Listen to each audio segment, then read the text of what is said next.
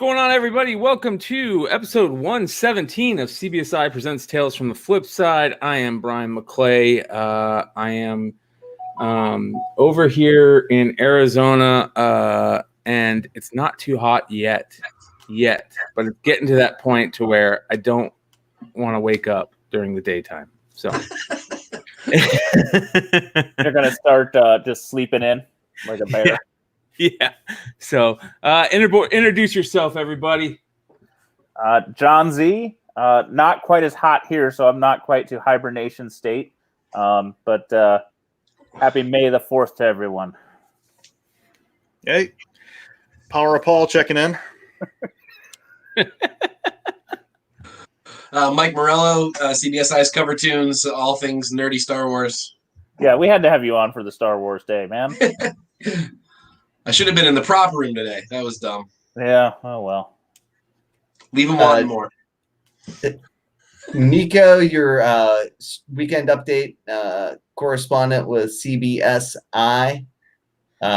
Been doing a hopefully recurrent podcast on Saturday nights on the Tales from the Flipside channel, where we're doing interviews. I hope you had a chance to tune in and check out Steve Borak, the founder of CBCS, who joined us this past Saturday. If you haven't, he's always a wealth of information and endures all of my bad jokes. No, and several of us got to jump on at the end and talk with him a little bit. He is always fun. We got to talk the new CBCS census and kind of some of the stuff they had going on. And even Ben C got to talk some dead with Mr. Barack. Nice. Who I do believe is going to hook Ben up with a Garcia collection book. Well, hello. Oh, he's sweating in the bunker. If you haven't, go check it out. If for nothing else, then they are offering a promo code in that interview. So go check that video out to find it. Well, we're going to talk about that interview. That was such a good interview that we definitely, it's going to be a big part of our show tonight. So stay tuned and go watch the interview before. Hit pause, go watch that damn interview if you haven't already, and then come back to the show. All right. Pickups, gentlemen. I unfortunately I've got one pickup. And it's unfortunately for all you card haters, it's a card pickup, but it's kind of an interesting one. And that is my homie on the podcast, my best friend Keith, said to me, he goes, "Hey, I have this old card that I got when I was a kid with my parent. You know, it was like a Christmas Day thing. Do you want it?" And I'm like, "Well, why would I want it?" He's like, "Well, I just don't want it anymore." So he gave me this old school David Robinson. Oh, yeah. Yeah. So I told him, you know what, I'm not going to keep it. I'm going to throw it in the grading pile for when we do our subgroup submission, and I'll probably get it graded for him. And certain sentimental shit like this, you don't like. I told him, like, don't we'll figure out a way for you to keep that in your bag of goodies. So yeah. That's my only pickup for the week. Strong. All right, Z, do you want to go last or? I'll wait. I'll build the anticipation because we have the Jungle Hall. Yeah, and I have no pickups for 2 weeks in a row. Shame on George. You've been selling, so that's okay. I have been selling. Yeah. Your pickup this week is a great selling story. All right, Paul. I got a couple. I picked up some steps. My buddy gave me a smartwatch, and we've been challenging each other. So I'm 10,000 plus steps over him for now. We'll see. The challenge ends tonight. He's on California time, so he's got it up on me. But he's tied it to the dog, and it's running around the house. Yeah, I can't say that joke on there.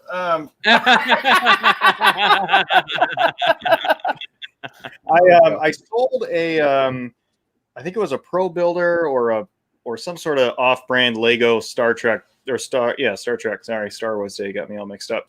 Star Trek Lego for stupid money, and so I was just looking on Amazon, and this randomly popped up. So I bought this.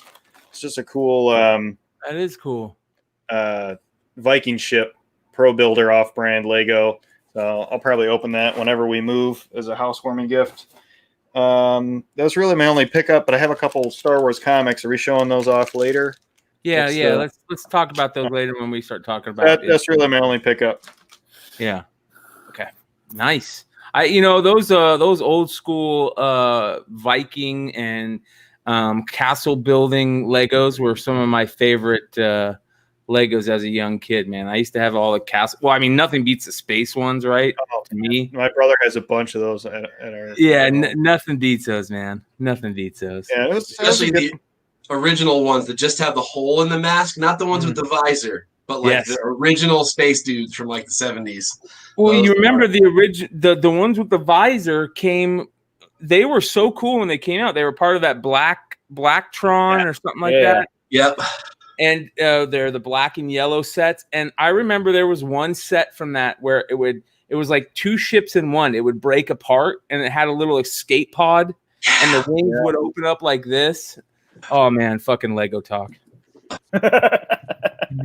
Mike, you got any pickups? Yeah, I got a couple actually. They just came in today. I got. He had to run off. He's not used to this idea. I did. Well, I mean, I have to say, I was hanging an old school like 1950s United States and world map in my son's room.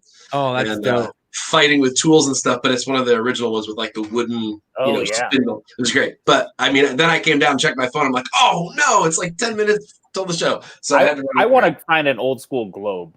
Is what I want. Yeah. I wanted one too. When our school, so we redid a lot of stuff, and they were just going to throw everything out. So I said, I'll take a map.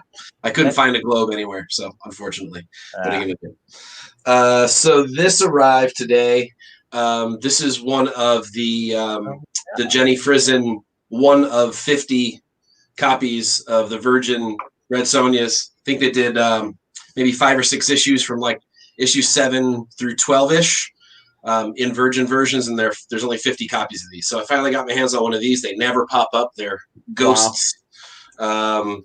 Some people might know where one can get those right now. There's a little cache has popped up of a couple of these, so there is a way to get those.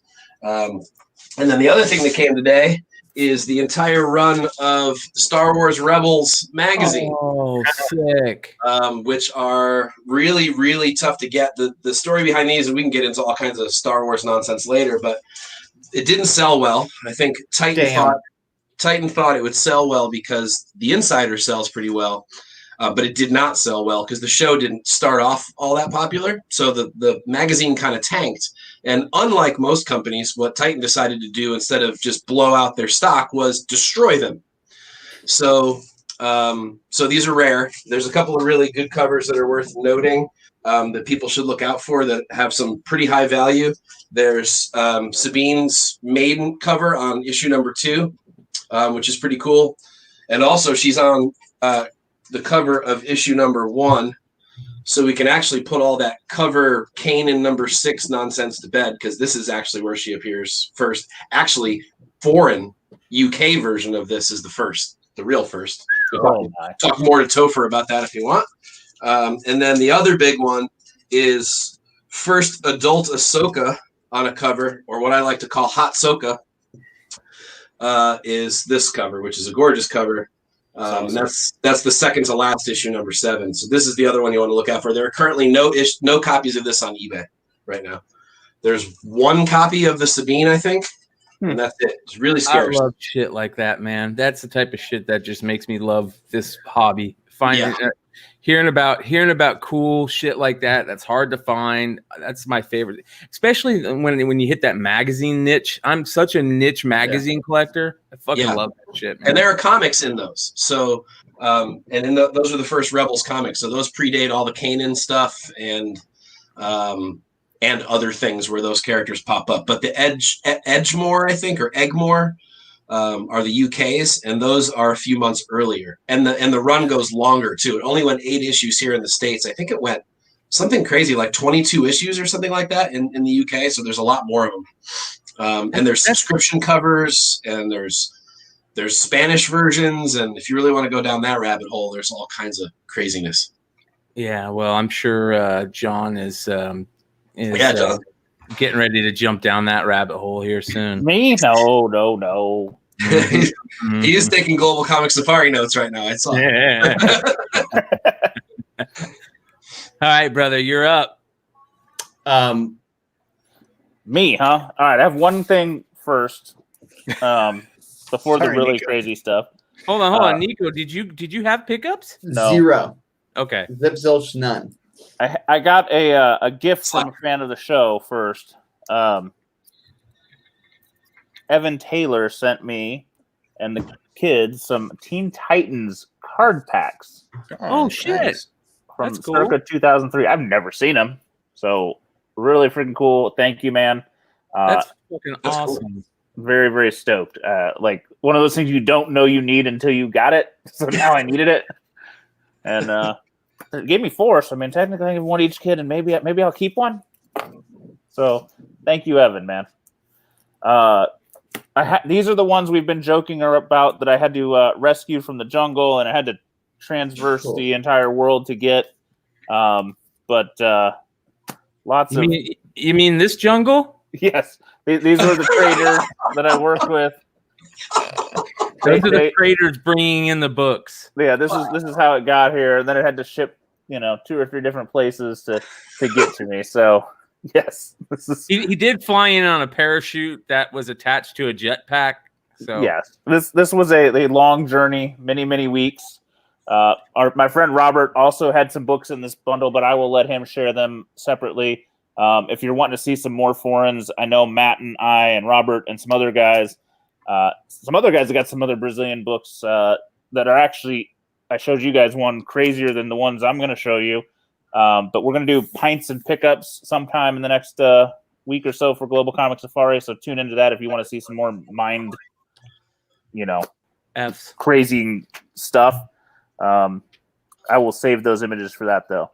So first one is not as crazy, but was kind of cool. This is an E-Ball Superboy comic, but if you look, it's combining some Superboy images with the classic Aquaman cover on the beach. So I just couldn't pass it up because it was just weird when they do some strange combination of things. So I love the mashup covers. Next, I picked up this Mary Marvel cover that is not from a U.S. run. This is probably their interior art or a complete redraw. And I love Mary Marvel, so I decided I needed this guy. Good one.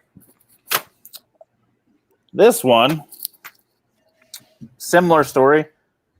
Captain Marvel, Shazam, on an underwater green ocean cover fighting Dr. Savannah on a giant pink fish. That's Too bad you didn't have that for 3 Comic Monty for underwater. Yeah, right. Oh yeah. There's an image for that somewhere. But 3 Comic Monty, the newest one up is underwater covers, and this came a little too late. But I mean, it is crazy. I could not pass this one up. What's the actual release date on that? These are all 40s, like golden age books. So yeah, these are all old books. And sticking with the Marvel family, I don't know what the heck happened. I asked him what he had, and he showed them all to me. This is another one that is not an American cover. Captain Marvel Jr. fighting a guy in a swastika and a green suit and a bow staff looking like he's out of Robin Hood. Randomly, Facebook told me today, because some guy posted in a group, this character is Captain Nazi. Jesus Christ. I don't know how Facebook knows, probably because, they know everything, but some guy in an old school comic group posted another American picture of this guy fighting Bullet Man and Shazam, but I was like, dude, it looks like Nazi Robin Hood fighting Captain Marvel Jr. Why does he have a bow staff? You're definitely on a watch list. yeah, definitely. But I just can't pass up some of these things that you're like, somebody thought this was awesome, and I need it. The last one is one I've talked about for a bit, and I tell you, if you want to see more stuff, one of the guys picked up some even, I don't know. This is supposedly a grail, but some other mind-melting covers. This is Brazilian 50s horror. This is the 1953 Almanac de Otero Negro. Wow. This is by Jamie Cortez cover. Everything I've been told by various sellers, buyers, and researchers, this is basically the Brazilian original art Grail. It is a thick book, like a pulp, but it is actually black and white comics of horror. Probably not gradable, but from all reports, this is potentially the nicest known copy. A lot of these. I don't know that I can with the size. I mean, there's not a lot of copies known. How many pages? I haven't even counted yet. It looks that's like what's gonna fuck you, right? Yeah, I mean it's got to be 100 pages. You see that cover again? It's beautiful. Yeah, it is intense. Man, I mean, you've got men in red robes with what kind of looks like Hydra staffs, going to brand this girl. As my friend Ben C was looking at it with me, there's a crowd in the background. It is pretty vivid. Jamie Cortez is the artist, and I've just kind of fallen in this Brazilian terror rabbit hole and seen some stuff that makes my eyes hurt. And your pocketbook hurt even worse. I don't want to. I was going to show the other cover, but I don't want to because I don't want people looking for it. I don't either. Some of this stuff is on par with McClay's baby eating soul cover, so we're gonna. Oh, yeah. I mean, this stuff is a deep, deep dark hole that I may never emerge from. If I stop showing up one day, either I went to Brazil to buy terror comics, or my wife has just taken care of me, put me out of my misery. Well, I find it interesting. JJ Maxwell says, yes, that's true. Captain Nazi was in American books. He was even in Legends of Tomorrow TV show a couple years ago. Wow. Huh. That's fucking interesting right there. A different costume, obviously. Yeah. Got a big swastika on his chest. Oh, God. That's breathtaking book, Z. Yeah. Unreal. We have one more pickup to announce, and we'll just say that Deno found his grail. So thanks, Paul, for that one. And, we'll let Deno talk about that. For all of you guys know what his grail is, we won't spoil it for him. So big shout out to Deno for that one. Okay. Of course, it's Star Wars is on the mind, and we have some really good articles, obviously, that have Mike. My Galactic Swagger shirt. I love it. Oh, let me see that. Let's see that. Let's see that. Yeah, I like it. All terrible 90s airbrushed and shit. I love it. So bad. It's the worst. I balanced out with a little class back here. Yeah. Only thing that make it better is if it had a cape on the back. Oh, I know. It really should have a cape. I could probably get that done. Bring it to the mall and have the dude airbrush the cape on the back. How tacky would that be? So good. Last time I was on a podcast with Mike where we talked about Star Wars, I just sat and wrote down issues and numbers. I was like, who's that person again? I'm going to Google them. Yeah. I was like the annoying guy in every CGC/Facebook forum. For example, the CBSI Facebook page. Like, I was that guy. Just tell me again. How do you spell that? Well, luckily you don't even need to take notes because they put lists together for us on comic book. Yeah, Ben has been on this since January of this year, putting out just master lists on comicbookinvest.com. And so the big one from January was like a key first appearance list. Yeah. Like a very inclusive Topher list of first appearances. Yeah, and the other thing too, and I'll say this as a lifetime Star Wars collector, and someone who and thank you, Nico, for that. That knows a lot of these and knows the numbers. It's nearly impossible to memorize this stuff, especially the dark horse years. And having a list like this at your fingertips is so crucial when you're in a shop hunting through boxes and stuff. I've used it 10 times since Ben put it out.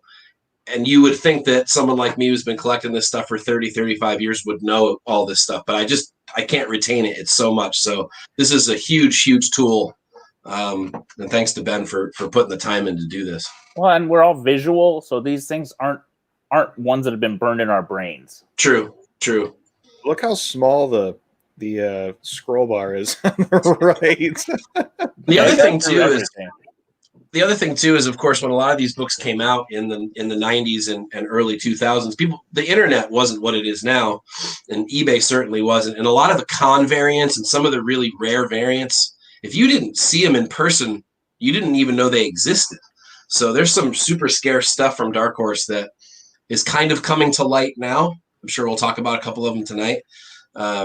But I mean, I didn't know about them because my local shop didn't get San Diego Comic-Con 1 of 500 variant in their shop, so I never saw it. I wouldn't have even known to go get it. So now we get to know.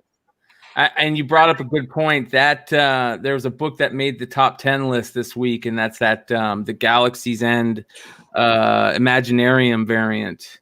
That is just. I would have never known about that book. Never, ever known about that book. Will I ever own one? I doubt it, considering how rare they say that could be. Do you know much more about that book, Mike? Yeah, it was given to Imagineers who actually worked on designing the park. There's supposedly only, they say 20 copies. I'm guessing it's more like 50 or maybe 100 total. There's probably a little box of them in somebody's office somewhere. But they were just given to employees as kind of a thank you gift. So that's it. There's also a park exclusive as well that isn't that. It's yet another version that one could have bought on the first week of the park. That one I did get. My brother went to the park on the first week in Disneyland and got that, but it's a different cover, unfortunately. It's still cool, but it's not nearly that cool. Yeah. Well, again, this list, master list that's available. You guys can go to comicbookinvest.com and find these lists. The best way to do it is just go there and search Star Wars in the search bar here on the right, and you will find most of those lists. So. Good stuff. Very good stuff. I say we kind of get into some of the stuff that I guess pops out at us. Maybe that might be spec worthy. Some stuff that maybe a lot of people might not be talking or talking about as much as we think. And I'm glad we have Mike on because this is kind of his bread and butter. And we'll go to Mike first. Mike, what are some of the stuff that you think people should be kind of maybe keying in on that they're not, or should be keying in on more for spec wise? I think there's a slow simmer on a couple of characters that I think you need to get in right now, or you're going to be sorely disappointed because they're going to turn into the next Ahsoka. Obviously, Ahsoka was one of those characters that she started off a little annoying, and so I think a lot of people ignored her for a while. I always loved the idea of the character, and she very quickly became awesome. And so that was a book that I think got on people's radars fairly early. But the other characters that you should be paying attention to are Thrawn. I see no way that character can't pop into something else. I see he was too popular in Rebels. There's no way they're not going to reuse that. Now that they brought him back into canon, I think there's a reason for that. I think that we're going to see him pop up either live action or in something else animated. So you want Heir to the Empire #1, and if you can find one, you want the newsstand, which is super scarce. And there's also variant. Say again. The toy variant. The toy, yeah, and then there's the toy variant as well. So there's a couple of other. I think I'm not sure if they're foreign, but there's other printings of that cover because he's on the cover. So. Yeah, so there you go. So there's the toy variant. Yep, just Star Wars comic pack. I think 25 is what it is. Those comic packs are so hard to come by. Some of them sell for multiple hundreds of dollars, and some of the figures sell for hundreds of dollars loose. So Yeah. Wow. Just be aware that, I mean, if you see any of these comic packs for cheap, just pick them up. What toy is that again, Z? It's the Thrawn figure. It's the 2-pack with Thrawn in it. Thrawn figure, right? and Talon Parade, and it's got an Heir to the Empire 1 printing in it that you can tell because there's no barcode. And there was a Thrawn figure back in the day in the what are they, extended universe power to the Force stuff. Yep. Yeah. So if you want to search for that one easy, search for Talon Card instead. Rather than Thrawn, because then you won't, that way you won't get those crazy old 90s figures, and you'll just get the 2-pack.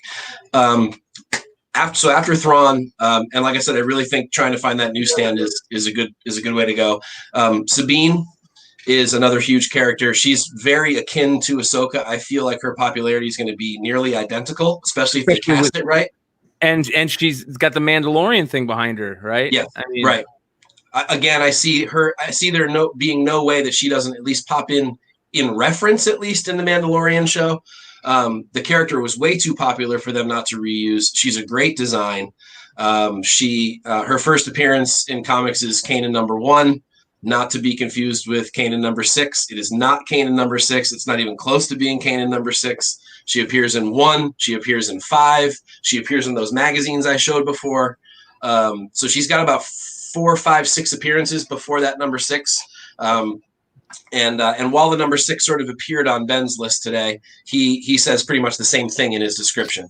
But it's a fact. She's in #1, no doubt about it.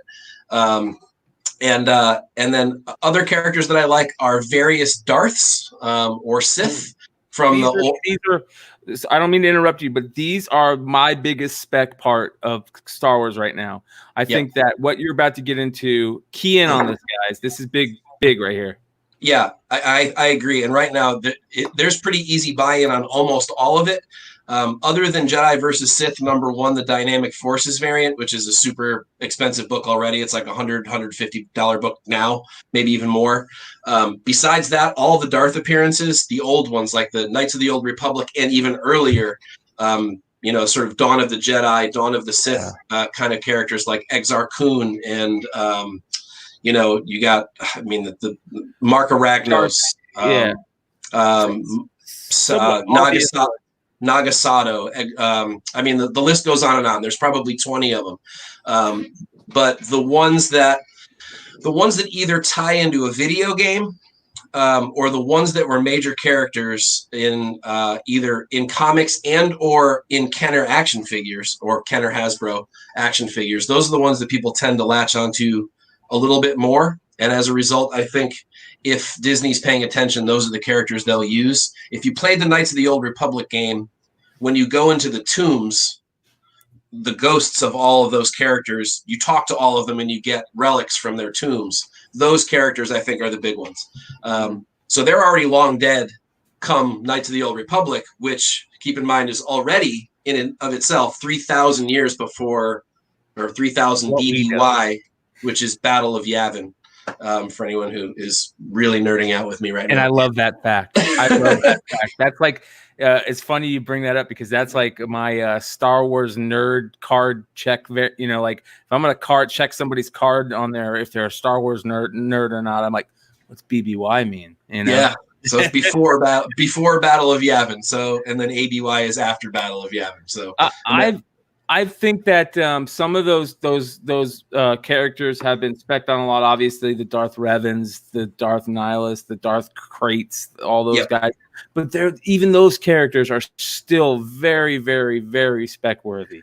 Yeah, they are. The Raven, Nihilus and Revan and Malak are in Tales 23 and 24 respectively. There's newsstands with photo covers on those that are pretty scarce, especially in good shape. They always have ding corners and all kinds of they're thick books, so they when they tick, man, they tick like a mother. They don't just both 23s and 24s are both 50 to 75 on. And here's the thing about that run. That run is a great run to pick up multiple copies of. If you can go on eBay, and this is a big free cornbread right here. Go look for runs of those books. Those and you could probably find them cheaper. That whole run is a great spec worthy run. As is the early Knights of the Old Republic. If you can find those first 10 issues or first dozen issues of Knights of the Old Republic, that is the first cameo of Revan. There's also First Knights of the Old Republic, which is number 1. Don't be confused by the handbook, which came out later. That feels like a 0, but it's later. Publication date is later. Although there is a first appearance in that book. It's a very, very minor one, but that whole, so again, like McClay is saying, if you grab the whole run, you're likely to get it a little bit cheaper and get the number 7 and the number 9, which are the two sort of biggies right now. 1, 7, and 9. But you can't go wrong. The story's great. Lots of first appearances there. Lot of first appearances in Legacy as well. Asajj Ventress is another sort of fan favorite.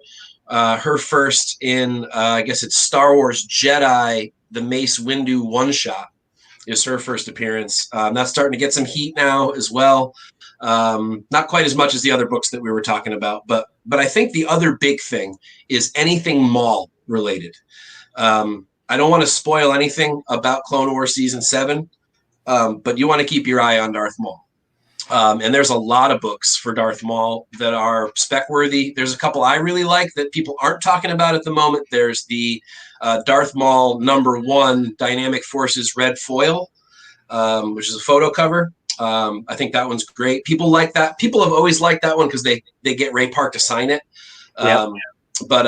But there's a lot of photo covers for him too. As a matter of fact, one of those Tales issues we were talking about, I think 23, also has a Maul photo cover on it, if I'm not mistaken. I think it's 24. 24, sorry. I always get them confused. I can never remember which one's which. Then there's, of course, the Son of Dathomir series. Even just the regular 1 through 4 is pricey. But there's... Yeah, that's already tough to find and in good shape, tough to find. It was a low print run. It was at the end of Dark Horse's run before they got the license taken away and given to Marvel. So the print run's really low. And there's also really, really scarce variants. There's a bunch of them for the number 1, and they all sell well. There's a SDCC one, which is really just a zoom in on the regular number 1 cover. There's a Diamond Retailer Summit exclusive, which is not a great cover. It's okay, but it's only 1,000 copies. And then there are 2 which are Wizard World exclusives, and those are the hot ones. There's a color and a black and white. The black and white's 500 copies, super scarce, selling for in the 300s right now raw, and then the color one sells in the 200s raw at the moment. I am a firm believer that the color one is better from a visual standpoint, but the black and white is rarer. But that said, if you want to know more about this, we're going to get into this a lot more deeply coming up soon. You may have seen, if you read the article that Ben C put up today, both he and I are going to really nerd out over a lot of books, that top 25 Star Wars coming up later this week. So, but those are the ones that I would really focus on at the moment. So, but with all of those said, I found it finally, that video that Disney released in February of this year. I'm sorry, just on YouTube, Star Wars rather, but it's Star Wars: The High Republic announcement trailer. So in reference to something that's tangible, like linked to a video that was released that kind of gets you fly on the wall info of where they're trying to steer the ship maybe. Yeah. Does that narrow down all of the books that we just rattled off, or does it? It does. It does very much so. It brings us to McClay's Darth/Sith set of characters, because that's what they'd have to explore back in those sort of, I don't know, that era, the 3,000 BBY back to like 6,000 BBY, that whole era. And do you think they're maybe going to cover? Because I don't know the timeline, so correct me if I'm wrong. Do you think they're going to try and cover 2 birds with 1 stone, where they're going to have the animated universe, which is in this era of whatever, BBY, XYZ. It's bigger than this, Paul. It's and then, bigger than that. Well, no, I'm just I'm trying to say everything. It's a great question. But what I'm trying to say is the animated side would cover, like, I don't know, the Golden Age or whatever, like some, you know what I mean? And then the movies are going to maybe do this High Republic thing. So they're Star Wars, but they're so far apart that they're so unique that it's not going to be so tied to something like the name Skywalker. I think that, and I think they want to get away from that now. They're done with it. They didn't have the greatest reviews on a lot of it. For fans are very polarized on Rise of Skywalker, but we all like Mandalorian. So that's what I was going to get at. So Mandalorian is the thing happening, guys. That's don't not get the point. Like Mandalorian, to me, one of the things that's so great about this, and I don't mean to interrupt you, Mike, because I just want to get in on why this is so important. We were, as Star Wars fans, we were so bummed out when Kathleen Kennedy put out there that they're not that comic canon and old book canon, go fuck yourself, is what she basically said. Yep. And we were so bummed out when we heard this, because that is such a big part that's ingrained in us. Those books that were coming out back then were so important to Star Wars fans and the history of the Star Wars universe, that for her to come out and say, we're not even going to worry about that stuff, that's what we're all looking forward to. And this new announcement and all this stuff that's coming is basically them saying, we messed up and we're going to start bringing some of this stuff in. And that's why it's so important, especially for comic fans and Star Wars fans. You know what I hope it means? I hope that it means, hey guys, we fucked up. I think we're going to finally start listening to the fans. Yeah. Yes, or just listen to Filoni. Just listen to Filoni. He never gets it wrong. And neither does Favreau while we're at it. So, I mean, I think Filoni he's been handed the mantle to sort of be George Lucas. I mean, he's made the right decisions. Everything he's touched has been gold. And I don't see any reason why they should take any of it away from him. Give him all of it. Anything he's willing to take on, give it all. What has he done? Who is he? He's done all the animated. So Clone Wars, Rebels, Mandalorian is his as well. So, it's been great. There's a couple of questions in the chat that I want to just get. Well, first, let me answer, Brian, let me answer your question first, which is, or Paul, I'm not sure who asked, but, I think the tie-ins are going to happen through The Mandalorian. And I think the way that's going to happen, if you read Back 9 last week on CBSI, one of my choices was, what's the title? It's a really complicated title. Thank you. It's the first appearance of Mandalore the Great, essentially. It's actually Mandalore the Indomitable, and then there's number 6 is another sort of Mandalore leader. I think, and those happen way back in the old sort of timeline. So if they're going to link Mandalorian with the High Republic / Old Republic / Dawn of the Jedi thing, I think that's the way they do it, is they go back and they explore Mandalorian lore. Let's see, it's that one. It's that one right there. It's the one on the bottom one of those. So it's the description above, though. Yeah. So what's Star Wars Tales of the Jedi, the Sith War #1? Yeah. So and then number 6 also. So 1 and 6 from that series. I don't know if that's spec worthy per se, but I think that might be the direction that they go, just on a timeline, from a timeline perspective. From an animated perspective, Mike, everything you say is spec worthy. You're right, Nico. You are 100% right. Keep it coming, brother. I think the other question, and I just basically it slipped my mind, but Solo Wookie had a great question about another piece, which is Afra. Afra popped up in the original Darth Vader run #3. That thing went through multiple printings. She then got her own series, which has gone on to do good things, with beautiful covers by Ashley Witter and just a really cool story arc, and her 2 droids as well. I think there's some huge possible legs with that character. I think the whole girl thing for Star Wars is huge right now.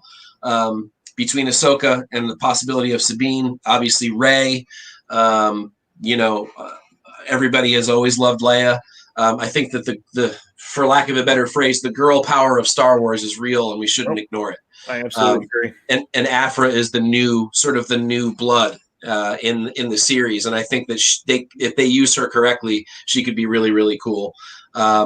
And so, yeah, I definitely think that people should go look for that. There's a 1 in 25 variant too of that Darth Vader. I forget who did it. It escapes me at the moment, but it's already up there in price. It's a tough get. And then it doesn't have her on the cover. Correct. It does not have her on the cover. No. Whereas the regular one does. It's actually the second, third. It's the later printings that are the rare ones. So the Darth Vader #3 later printings. I like the red one, which I think is the second printing. I'm not positive. I love that you're talking about this, Mike. I love that you're talking about this because those are the type of things that get my goat, man. Like those rare second printings, third printings, and yeah. You're exactly right. They did the different colors and the backgrounds on each one. So. I think the red one just does what it's supposed to do. I almost wish that were the first printing. I think it's a better looking cover, but yeah, it's just that's the stuff I think that for her. And also the other one not to sleep on for her would be her #1, the 1 per store black and white variant. That's the other. To me, that's the other good one for her. Yes. That's also scarce. Yeah, I love Steve Horn has a great point here where he brings up the 2 evil droids she hangs with. That's a big deal for me. I love those characters. I do too, absolutely. I think they were a cool addition. The new droid thing has always been sort of like funny BB-8 Dio kind of stuff, whereas those 2 droids are not that. No, they're very much cool characters. Yeah, there's people are also specking on the Cassian Andor show. Honestly, I'm not as hyped about that from a comic book spec perspective because the Rogue One comic book was printed in enormous numbers. But there are some rare variants. There's that Wonder World variant, which you just passed by, the John Tyler Christopher action figure variant from the Wonder World shop in Detroit, I think. Lincoln Park, Michigan. Lincoln Park. So just right outside Detroit. Yeah. Really tough one to get, really cool. Try to make it look like the old early bird pack. They did a few of those. That's one of I think 4 or 5 that they did, and they're all rare actually.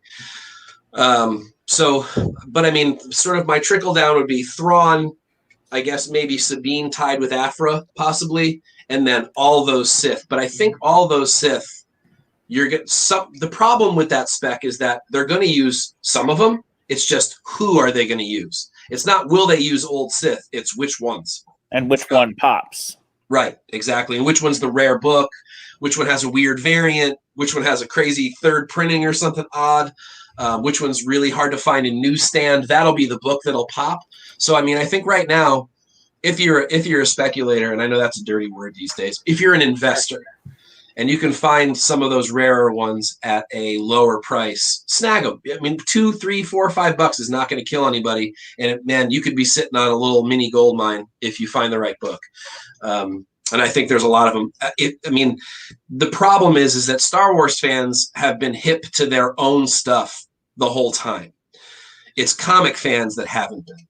So you're not going to wrestle these away from Star Wars people who've had them in their long boxes since they came out. It's you trying to go to a comic shop that didn't know what these things were. You're not wrestling my Dark Empire away from me, that I had since I was 12 or whatever year that came out. McClay, you're probably with me on that. I don't care if it's worthless. It's that book that opened up an entire new world of Star Wars for us. Like you said, all that sort of non-canon stuff, that legacy stuff. That I still love it. I don't really care what Kathleen Kennedy says. Yeah. I would love to do with you, Mike. We got to set this up. We got to try and do this, and we can tie it. We can do this is a little way we can talk about Toy Informer. I would love to sit down with you and do a spec. And maybe like some figures that we should be on the lookout for spec wise, because I know a lot of these characters that we're talking about right now have some figures that are super, super, super expensive.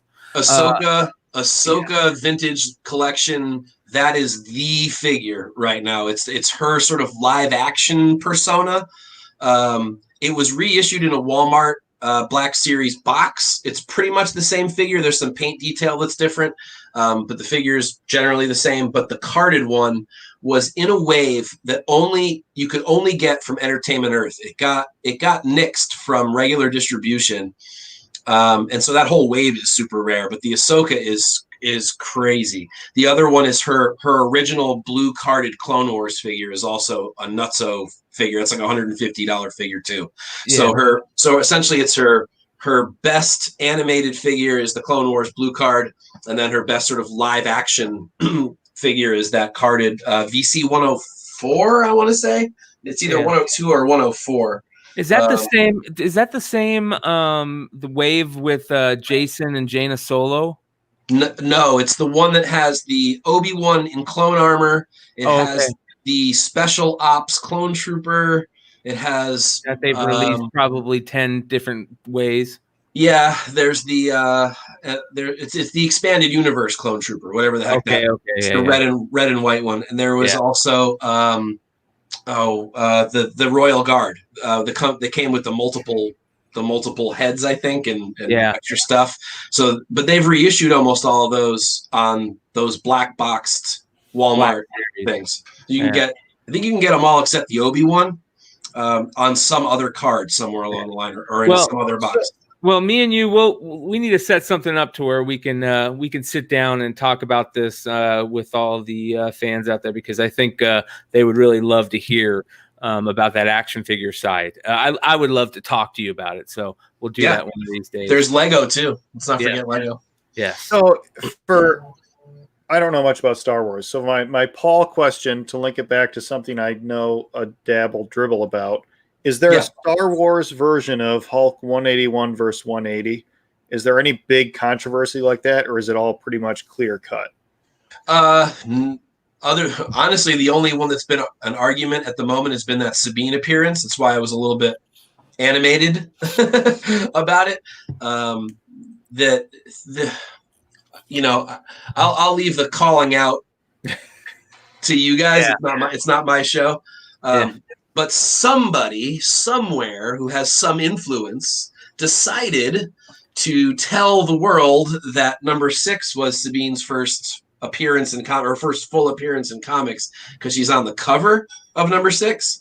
And so that's the Hulk 180 versus 181 debate, right? Because he's on the cover of 181, but he's clearly fully shown in 180. Same thing with Sabine. She's part of the story in Kanan number 1. There's no doubt. She's just not on the cover.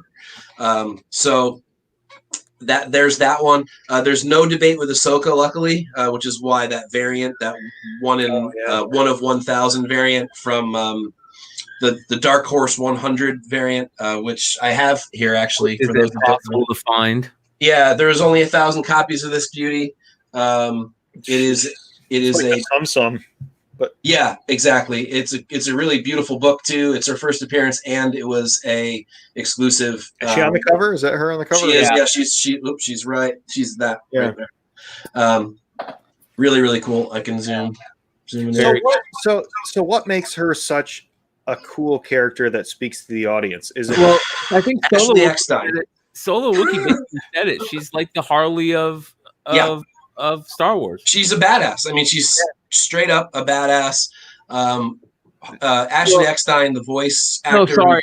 I'm sorry. I apologize. JJ said Afra is the Harley of Star Wars, but Ahsoka's almost the same thing.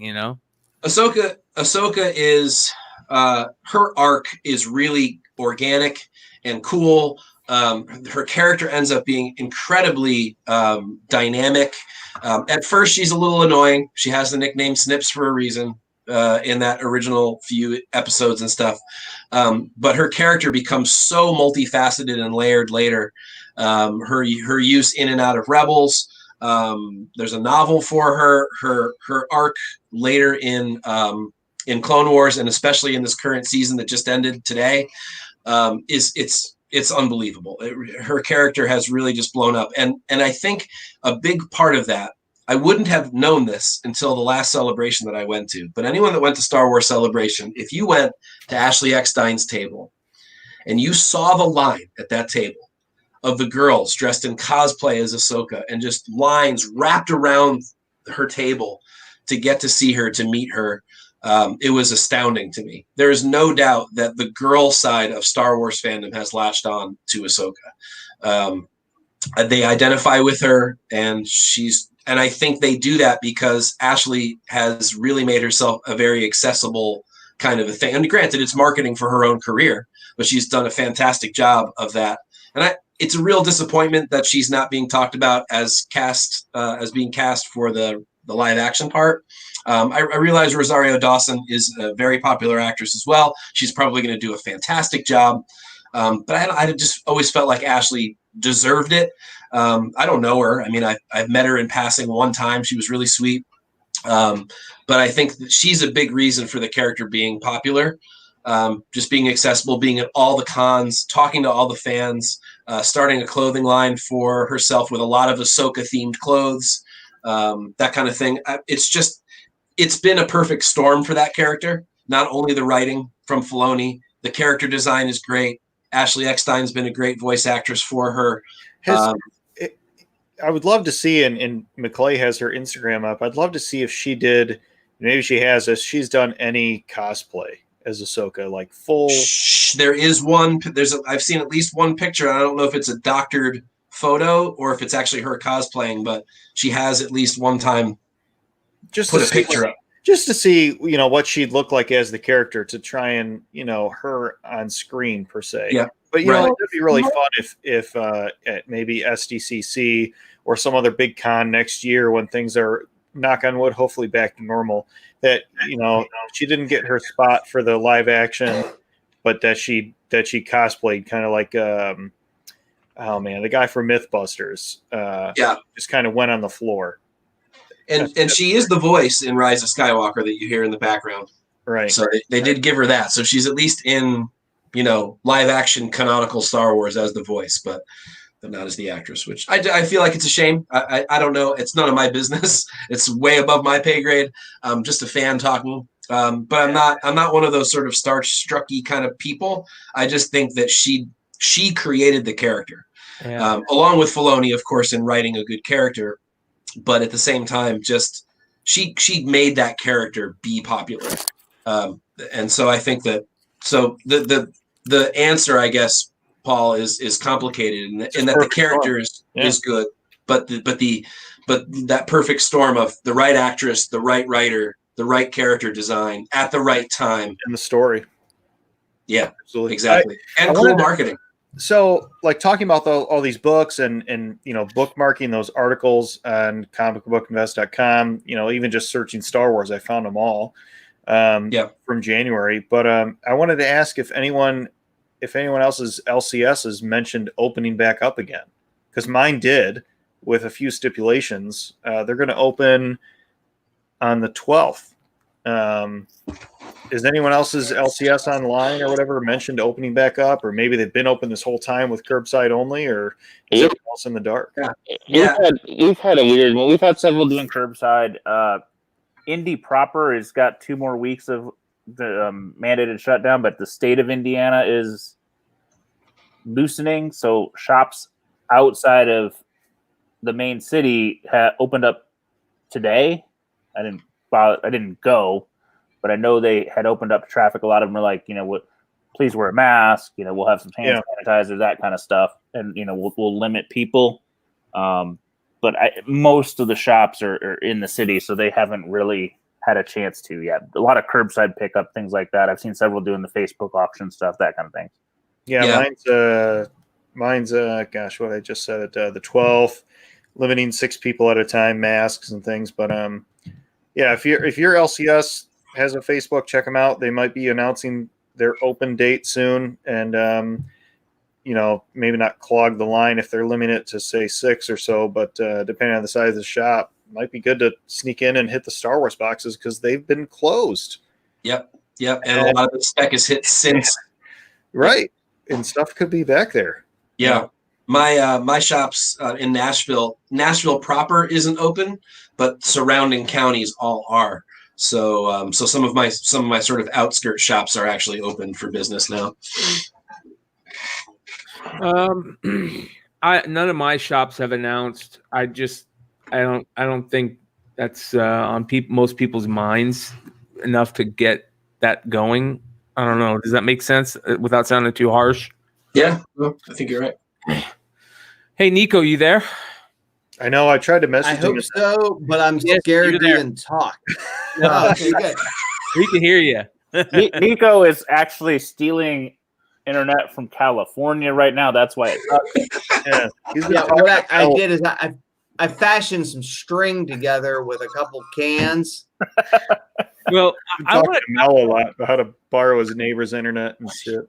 to talk about something really interesting that happened with Nico over the weekend. Nico, you had some crazy sales. Oh, Lord have mercy. Okay, so we're all in kind of like a Flipside chat where we talk about these various podcasts. I'm gonna go. And I essentially am like, I've got problems. I've got major problems because the live auctions were going for way more money than I thought that they should. And they just kept ratcheting up higher and higher. Mike, to his credit, was like, just relax. Everything's going to be okay. I'm like, I'm going to get negative feedback. They're going to cancel the auction. This is the end for me. He's like, you're going to do fine. He's fine. Unbelievably, against all odds, I reached out to the guy. He won both auctions.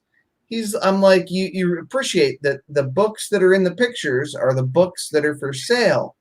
He's like, I'm not a moron. I'm like, okay, would you like combined shipping? I'll throw some extra stuff in there. So I'm still waiting for him to pay, but it appears that he's in. Well, what did you sell? What did you sell? They were Bronze Age horror books, large lots, and for fear. Oh, Lord have mercy. All right. Yeah. But you realistically got like $2,000 for 150 Bronze Age DC horror books. Correct. Which are beautiful copies. But did not contain like the keys per se. I mean, it wasn't like House of Secrets 92 is in there. But I do know that stuff's hot right now. I think it's been on our radar, I think, for a long time, right? That as people move away from until he sees this podcast. Exactly right, Ben. Yeah, exactly right. Yeah, you guys are going to cost me $2,000. But anyway, I think it's all been on, sort of our radar for a while, because as people move away from PCH books, they're going to be looking to kind of, those books just kind of like, you can get one PCH book for $2,000, or you can start to make, an investor move on some high grade copies of House of Secrets, House of Mystery, rights and books, so there's, but I did not in a million years think that I'd get these kind of auction results. Now, those are gorgeous. They really are. Those books are tough to find in high grade. Check out that one up in the upper. Yeah. It goes along with just the fact, and this is why I wanted to bring it up, because it's crazy how books are selling right now. Like, this is and me and Z were just banging our heads against the wall before the show when we were hearing about this, because we're both like, it was just too lazy to put books up for some reason, even when there's a baseball bat of money hitting us in the head with, you know what I mean? Well, I just love hearing myself talk to the 22 viewers so much that I choose to do this instead of listing books, which is sometimes dumb. You know what, though, Nico? I mean, granted, they're really hard to get in high grade, and there's tons of Adams and Wrights and covers in here that people just don't find in good shape. And this is another one of my big rabbit holes. Ben C can tell you, John probably can tell you. This stuff is not cheap right now for good high grade copies. This guy probably thinks he got one hell of a deal if these are high grade. Yeah.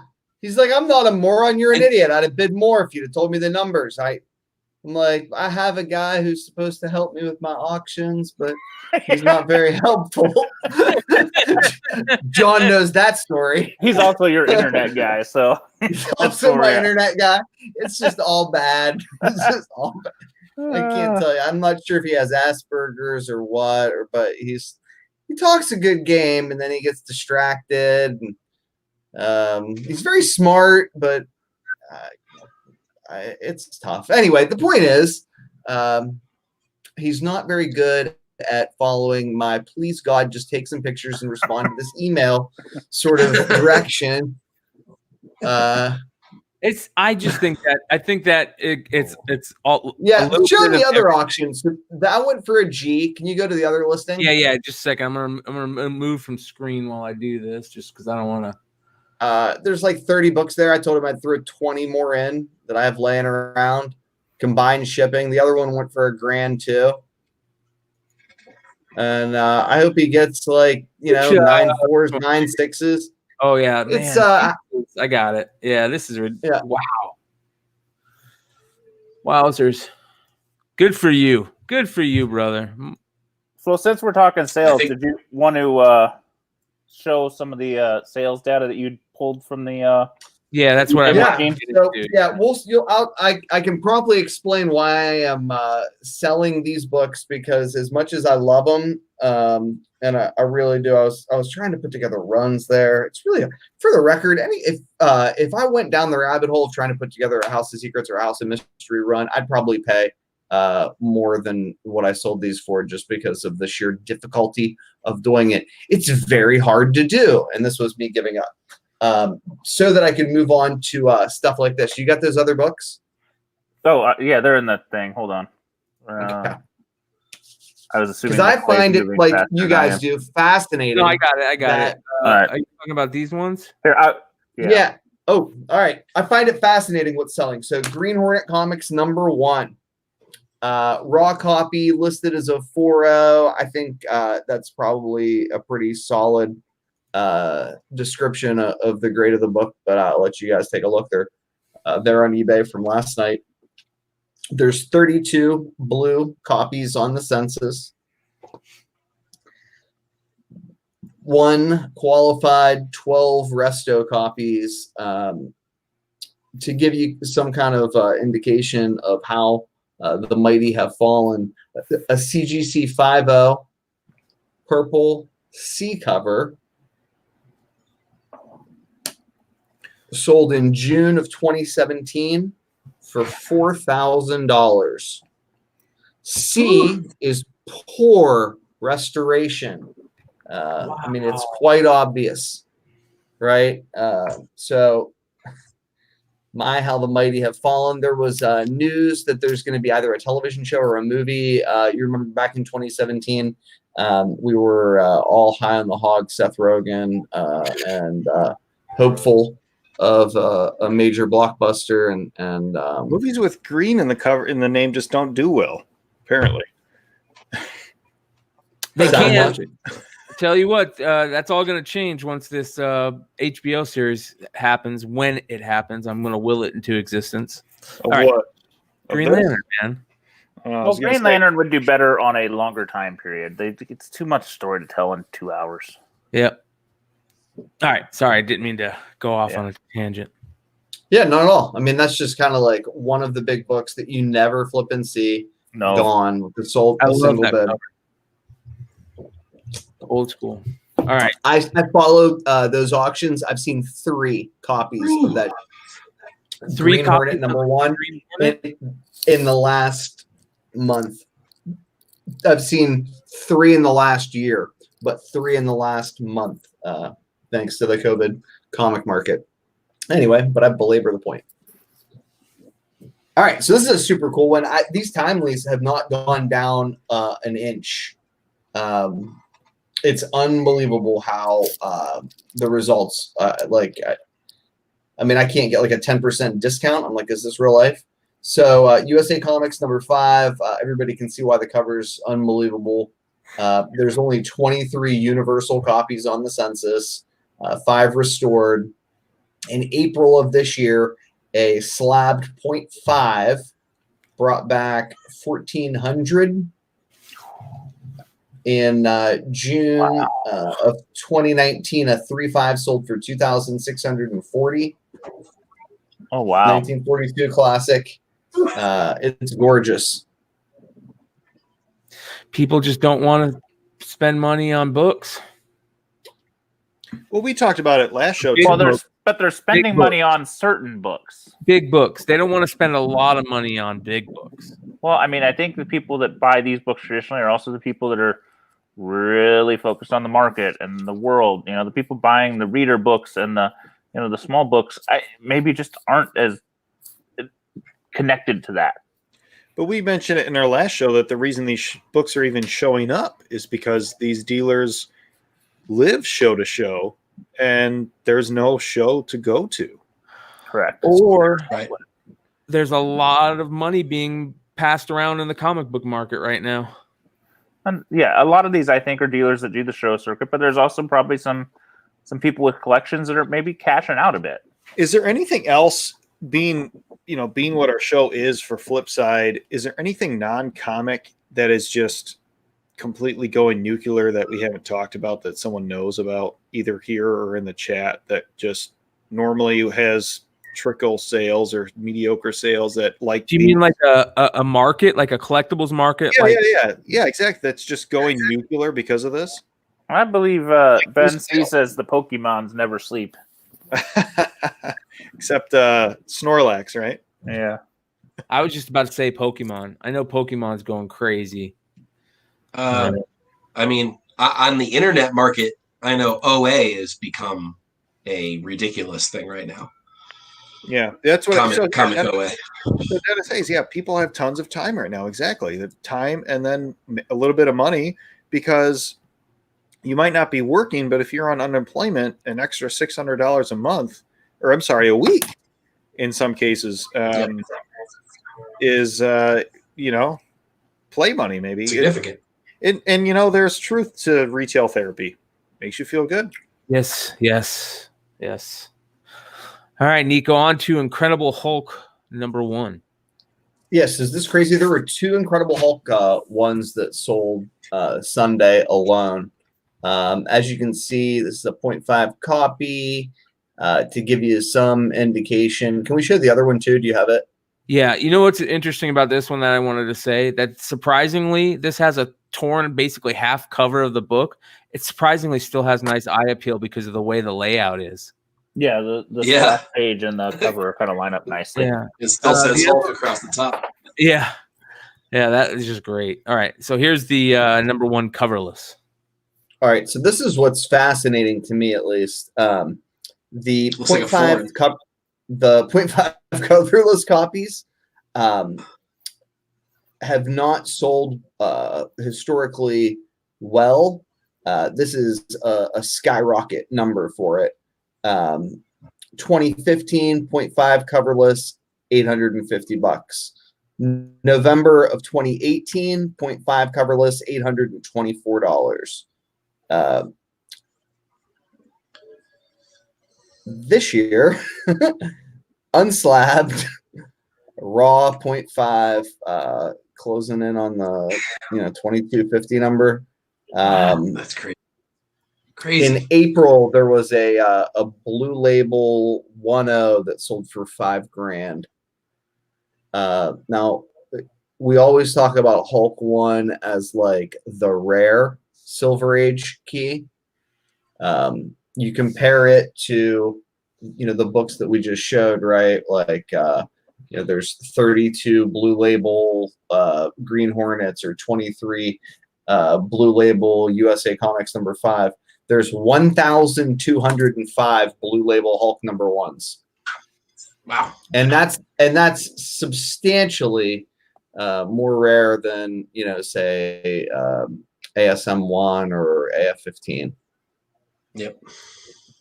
Wow. It's the rarest Marvel blue chip, isn't it? Yeah. That's so weird. What do you think of the reason for stuff like this is, Nico? What do you mean? Like why there's so many we're of those seeing books what's so crazy is that we're seeing some books sell for ridiculously low amounts, some books sell for ridiculously high amounts. I don't get it. Different collector basis. I mean, somebody that wants a Hulk one, the Marvel, Marvel zombies are just, they're always watching. They're trying to buy in. And the Golden Age market, the Silver Age market are two slightly different beasts. Yeah, but we see Golden Age books go for ridiculous amounts too lately. It's also just book. It's also just what book is it? I mean, the demand for Green Hornet 1 is, while it is a very cool book that is seldom seen, it's not one that like 1,000 people are looking for. Yeah.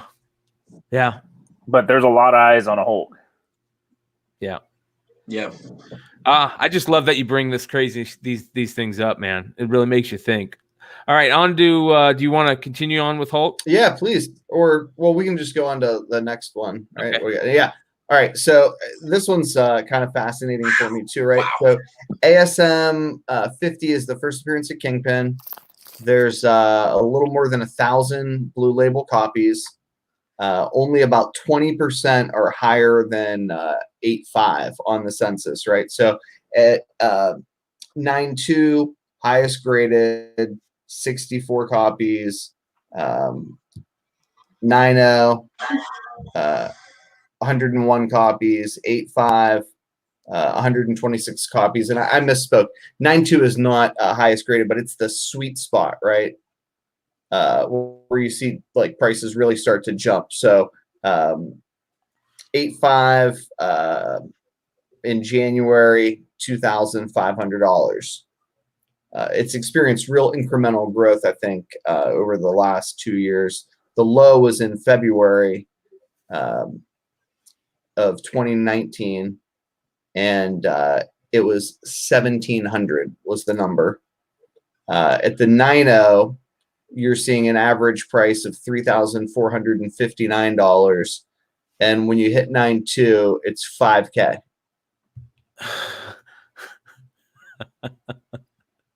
Wow. Right, but like that's kind of like the little sweet spot where you can see why people buy it at 8.5. They think they can get a little price bump, and it means serious money.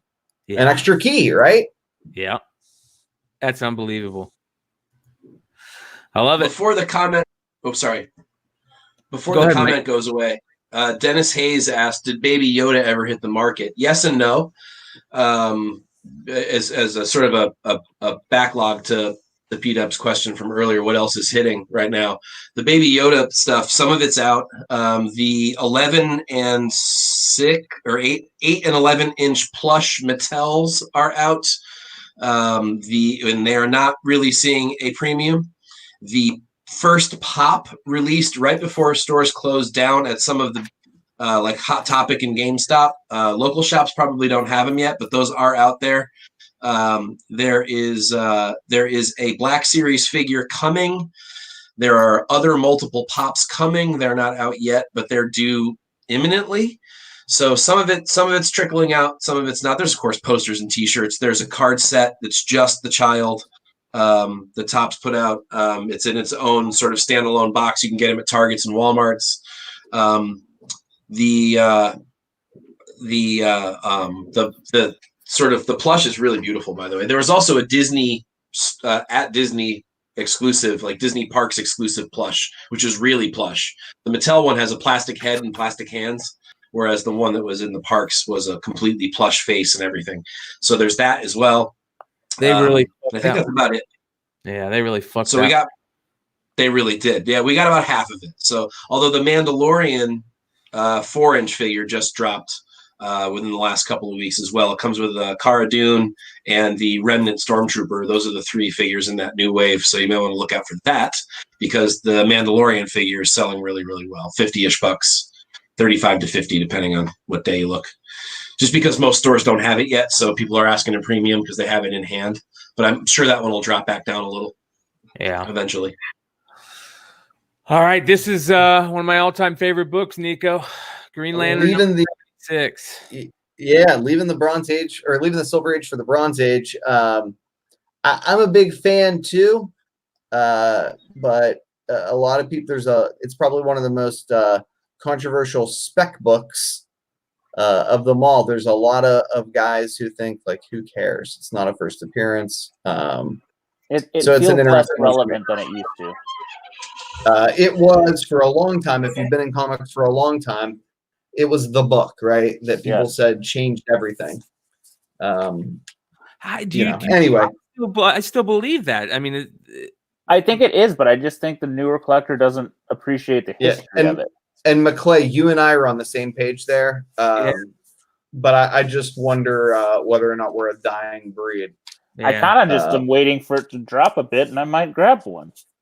Yeah, right. Me too. It's just not 1,600 and change copies on the census with a blue label on them. There's 2 9/8s, believe it or not.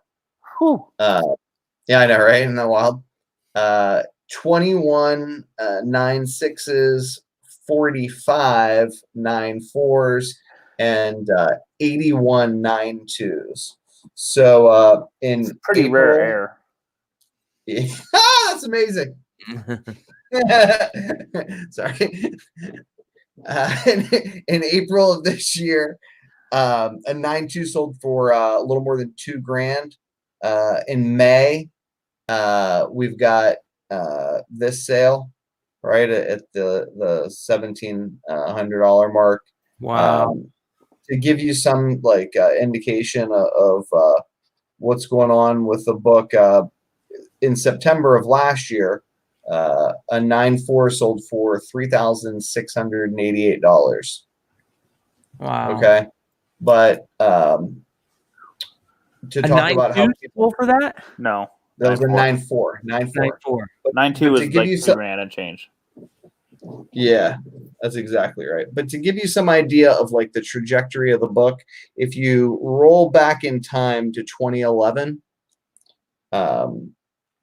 a 9/4 sold for $9,560. That was a Twin City pedigree, but I mean, this is the Savannah pedigree. I don't know that pedigree is a pedigree to me, but what the hell? I don't spend $5,000 on a comic, so what do I know? Or $9,000. It's funny. I'm in that boat.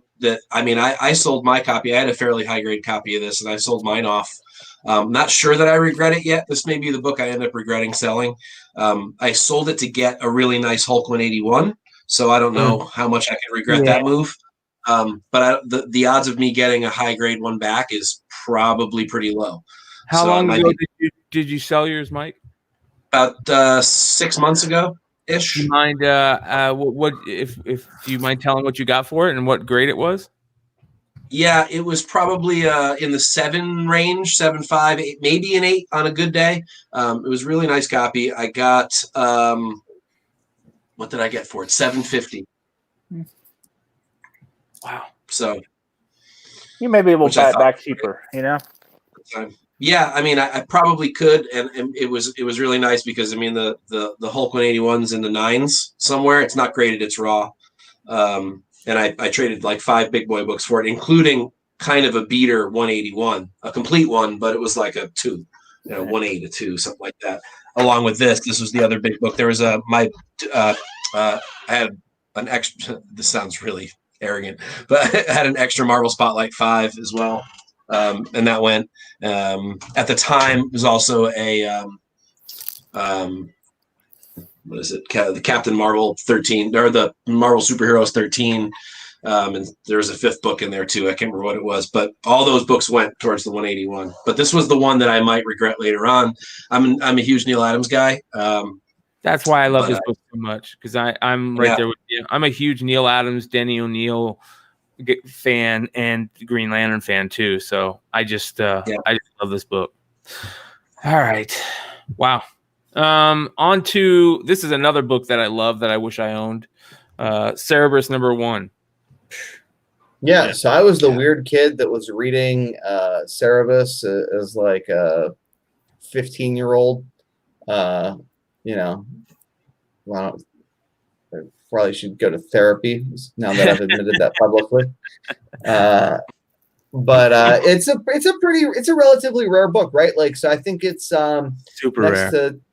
I think next to TMNT, maybe the big dog when you think about independence from the 1980s, maybe. I don't know. I'd have to think about that a little bit more, but certainly a book with staying power that. Right there. Yeah, I think you're right there. It's right there with Teenage Mutant Ninja Turtles. And 200 Usagi. Yeah. Albedo. 205 blue labels total. Wow. This total. There's one counterfeit copy that shows up in the CDC census. You gotta love them. They just keep it up. That's probably a huge Cerberus fan that wanted to get every single copy of that book graded. Oh, for the registry? Yeah. Probably. 17 copies in 8.5 condition, 4 9.0s, no 9.2s, 2 9.4s. 9.4 is the highest graded. Wow. In October of 2019, an 8.0 sold for about $1,500. There was an 8.5 that sold for a little less than $1,800 last year as well.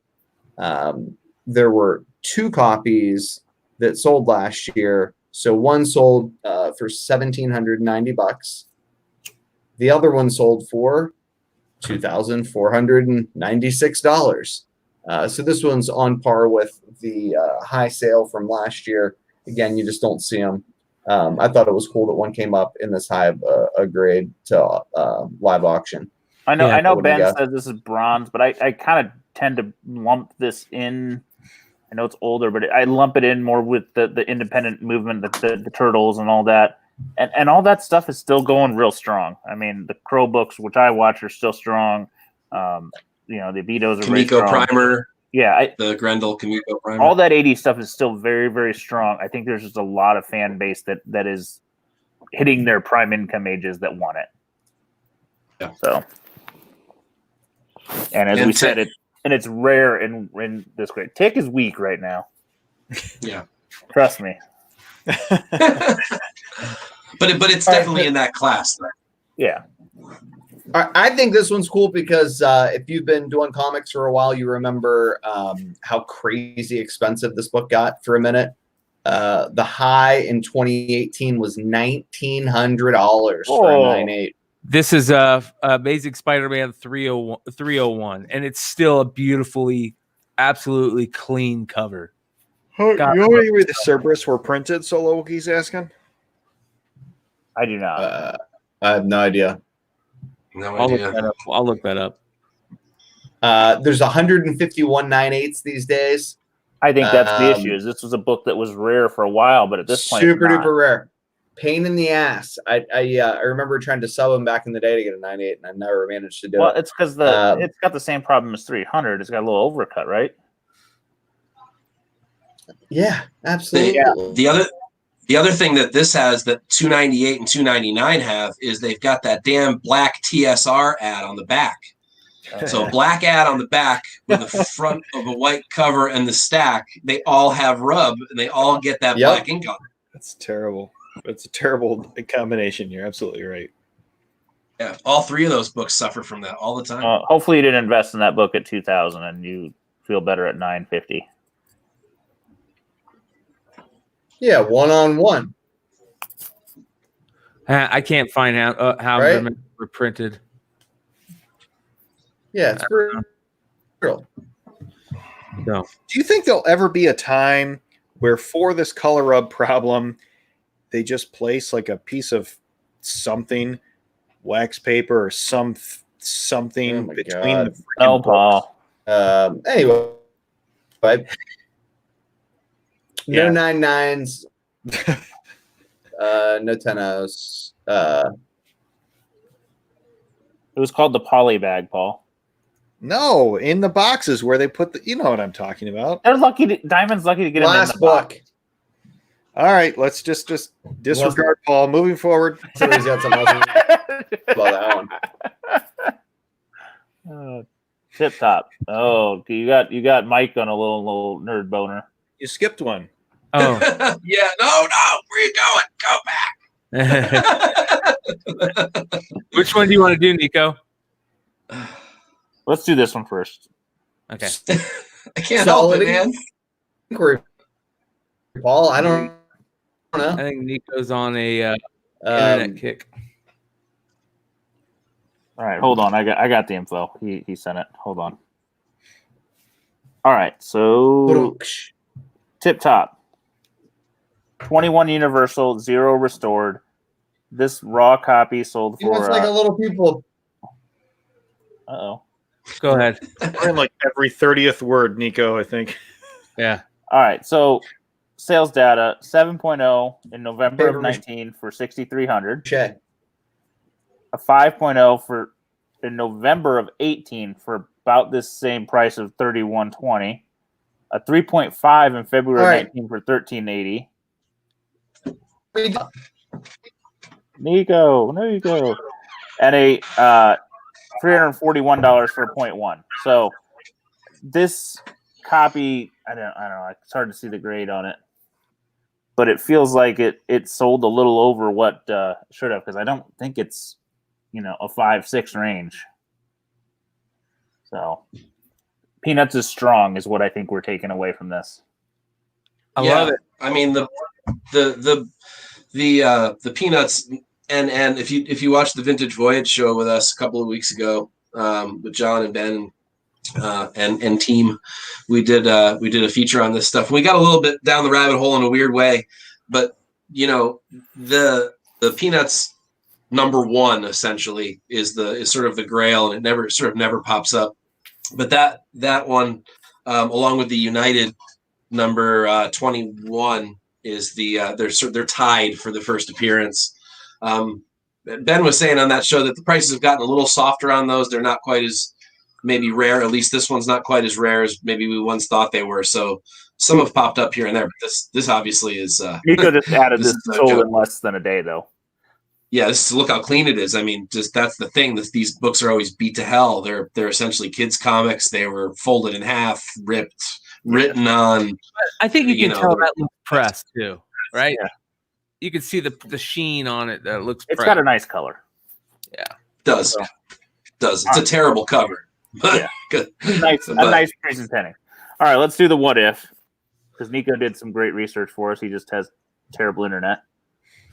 All right. What if 10, 90 CGC 9/8. High sale was in 19, probably right at the movie release announcement, was 1,400 and change. Low in 2020 was 580. So at 750, maybe we're starting to climb a little bit back up out of the deluge as the movies are inching closer. I mean, we're still 3 years away, probably. Yeah, I don't remember our timeline, but we're a ways out.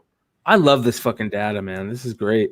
So I don't know. Just get on your searches and watch for some books that you don't usually see. I have all kinds of saved searches that never pop up. This might be the time they pop up.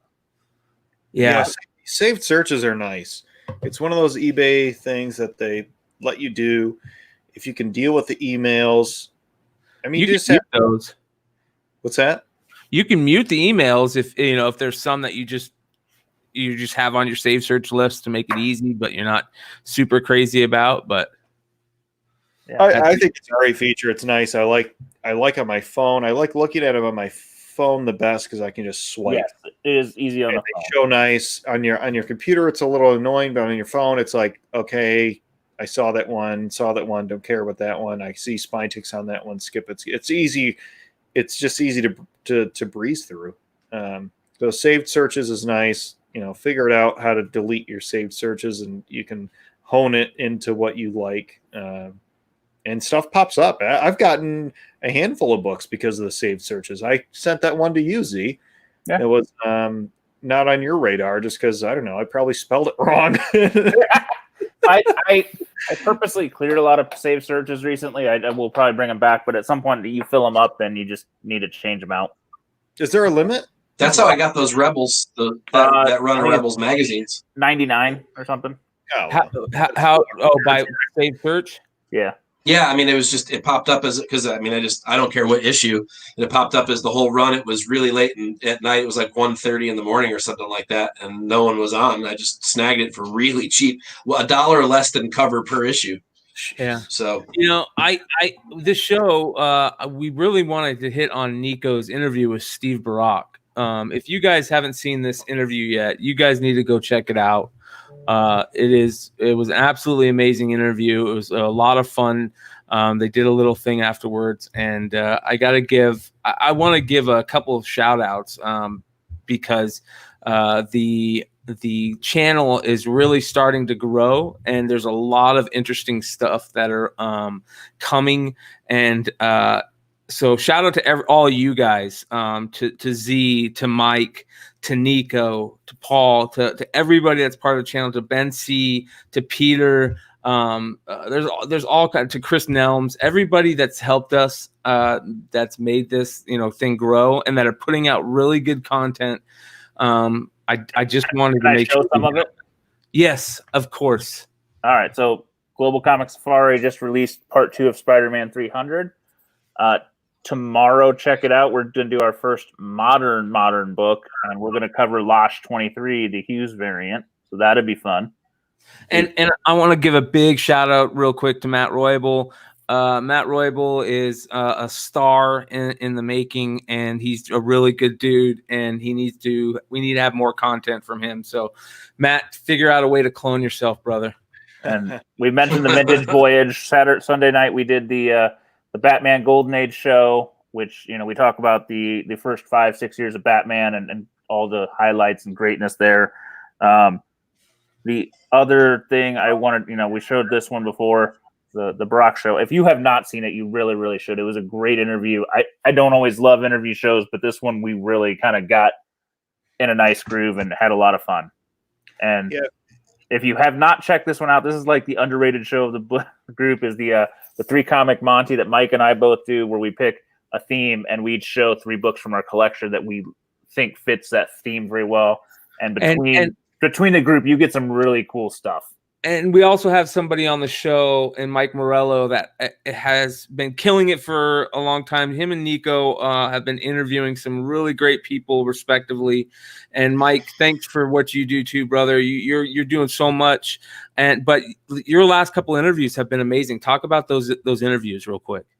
Thank you. Yeah, they really have, and thanks to Comics Core for being part of that with us as well. But I did a Scott Williams interview a couple of weeks ago. He was really great to sit down with. Lots of great info, lots of talk about him working with Jim Lee and his new exclusive that just dropped. But he was just really great, laid back guy to talk to. But the really, really fun one, the guy that I felt like I'd known my whole life, was the one that I just did, which was the John Boy Myers. Man, that honestly, the interview went long. I'm gonna just disclaimer, it's 70 minutes long, and I went through the video trying to figure out what I could possibly cut. There's nothing to cut. It's all gold. The guy just has great stories to tell. He's really fun, very animated, really excited about art. It was great to sit down with him. I can't wait to meet him in person, have a beer with the guy, and talk to him for another 4 hours. So it was great. That's great, man. And so there's more stuff to come. So just make sure you guys are liking and subscribing and commenting and share this stuff. Help us grow this. As Mike mentioned, more Star Wars this week. So on the Thursday on our YouTube channel, I'm looking at it as a non-access person or whatever. Excuse me. There's home videos and playlists. And we've been trying to sort everything best by playlist. So there's all these new shows popping up, and so we're staying on top of it to kind of cater to your needs. But I think the best thing you can do is definitely like and subscribe. Get a little bell when we put something new up. We had a Flipside Junior thing pop up recently, and that's something cool. I did a little countdown with my one of my boys on his shark comics that I've been talking about. So check that out. Yeah, if you're a human being, give him a like and a comment, man. Throw up a positive. He's up to 96 views. The views are great. Give him a like, man. It makes his little. He's so stoked about it. So I don't care if you don't like my videos like his. Did he do the editing on that one? No, we played around with it though. We teamworked it. Good. Hey, so do you guys want to show off real quick? Like, what did I put in here? Like your Star Wars covers, or your wants, or your haves, or your PCs, whatever. I think we're probably good tonight, other than Mike and his baby Yoda. I was all prepared. What do you got? Super nerd. God damn it. What do you got? His tab's about to close for time purposes. So here's what I got. I got this, and I'm not a Star Wars guy, but I got Star Wars 58, the Christopher Tyler variant that I showed off a while ago. Yeah. Which would, that's great. Which would it would pair perfectly. This is on the Hot 10 recently. That Star Wars Annual number 4, the all red Darth Vader. Yes.